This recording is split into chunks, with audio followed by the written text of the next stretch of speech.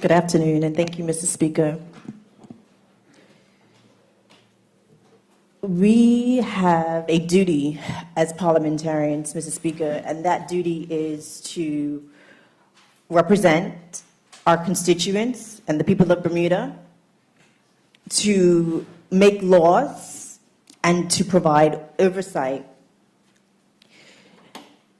And the POP has constantly mentioned that we will create a fairer and better Bermuda for all Bermudians. And we didn't say perfect, because sometimes there's not perfection, because we live in this world and there is human error.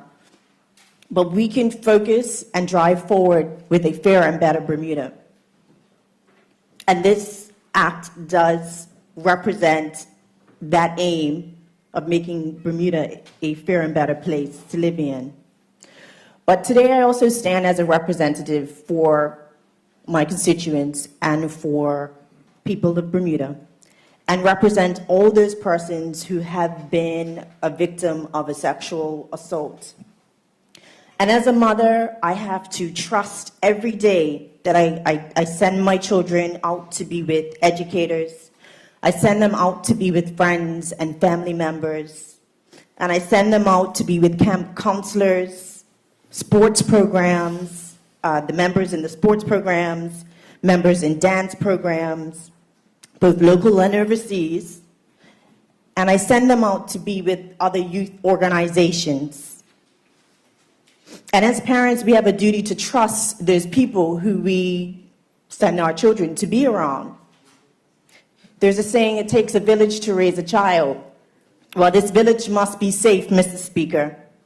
And as lawmakers, we have a duty to enact law that reduces risk, whether that risk is low, medium, or high. And we also have a duty to better manage the sex offender in our community. And I believe we've made an attempt to do this with this act. This act is about reducing risk to our vulnerable children and adults from sexual offenders.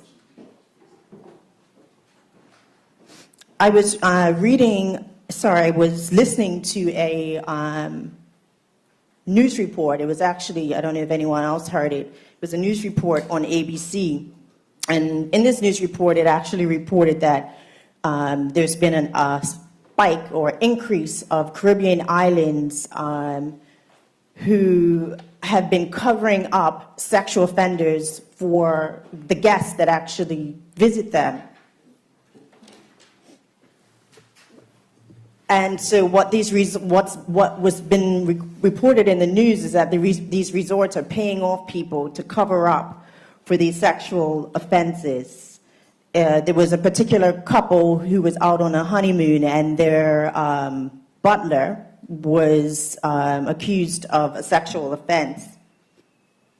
And so when we think of, we speak of sexual assault, we think of protecting people. Children grow up to be adults, so we think of protecting people as a general, people who will grow up to be adults. And so what we don't want to continue to do as a country is continue to cover up such sexual offenses that harm our community.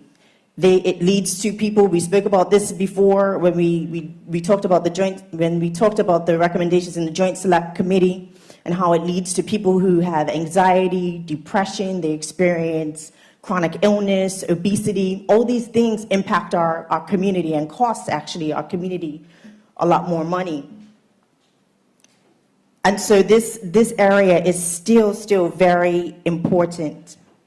And while this is not a public registry, Mr. Speaker, and I think that, we've had a registry for a while, I believe, and the minister can correct me, from 2008, 2009, 2001, I think, having a registry.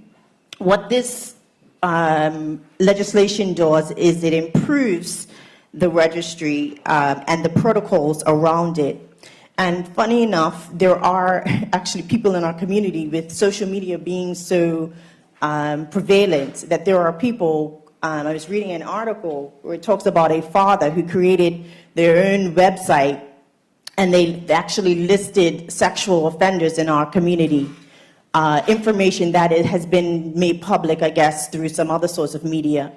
So these sorts of things are occurring in the public domain anyway, whether we have a public registry or not.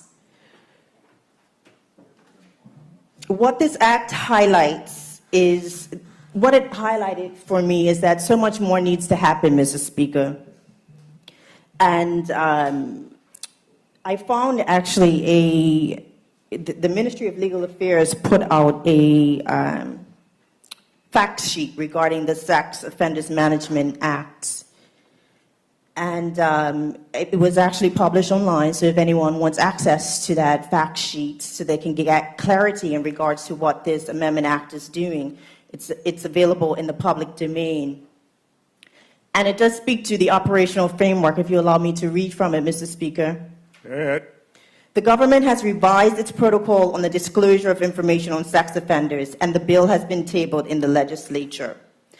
All sex offenders must complete mandatory programs before they can apply for release on license, probation, supervision, or on their earliest release date from the Department of Corrections. And I heard my colleagues spoke about how some of the, and he can correct me if I'm wrong, in regards to one of the recommendations not being followed as far as mandating treatment. And I'm hoping that the minister can clear that up later in her comments in regards to the mandated treatment for sex offenders in our prison system. But I do want to speak to mandated treatment programs. Being a therapist myself and understanding models when it comes to rehabilitation. Sometimes we may have heard people say it takes 3 months to break a habit.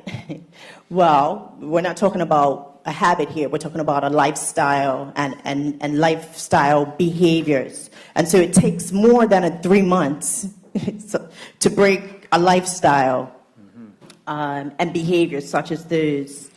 And in the prison system, in some cases, some of the programs are not mandatory. But I do appreciate the fact that we are now mandating programs for sexual offenders, because there is, sorry, let me find my notes. Okay.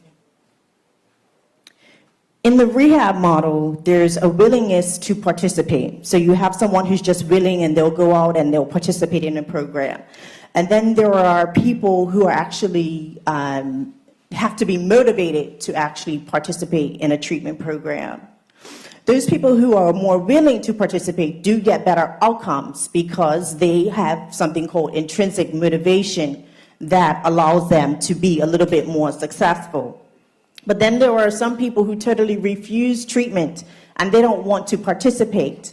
So by mandating this, someone who refuses treatment is not going to get they're not going to get a better outcome if they don't participate. But by mandating it, even for someone who refuses, they still have to be made to do it, and so there are benefits in being made to do something. Okay,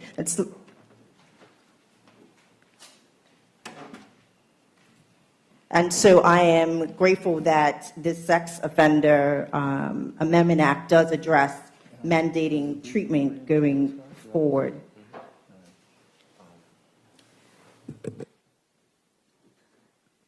The sex offender fact sheet also speaks to protocol considerations, and it does speak to public notification is for the highest risk offenders. And I think that we have already seen that demonstrated in our community already, where high-risk offenders have been notified to our actual community.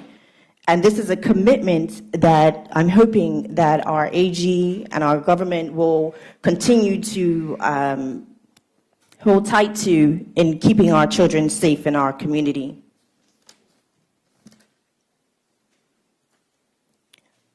I spoke earlier to our duty as legislators for oversight.